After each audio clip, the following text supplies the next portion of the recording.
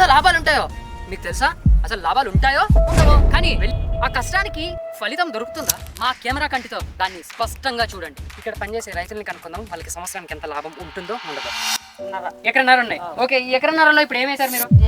ఇక్కడ వేసింటే నష్టం వచ్చింది, ఒకటి వేసింటే మన నష్టం వచ్చింది. ఇప్పుడు బుట్టలు వేసింటే నష్టమే వచ్చింది. అన్ని నష్టాలే వస్తున్నాయి. ఇంకా బుట్టలు ఉంటాయి, బుట్టలు అసలు ఏమేమి లేవే. బుట్టలు లేవు చూడు. ఈ అంతా నష్టమే మాకు. ఇంకా పెట్టుబడి ఎంత దీనికి? ఇంట్లో లాభం ఎంత వస్తుందో మీకు?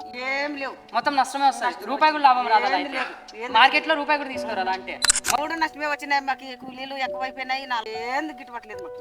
1,00,000 పైన పెడితే కేవలం 40,000 వచ్చిందంట. అసలు చూస్తున్నారు కదా ఎంత కష్టమో. ఇప్పుడు పంట వచ్చింది కానీ రేట్ లేదు.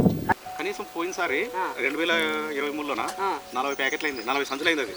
ఈసారి మాత్రము 5-10 కన్నా ఎక్కువ అయితే పరిస్థితులు లేదు. చాలా నష్టం వస్తుంది.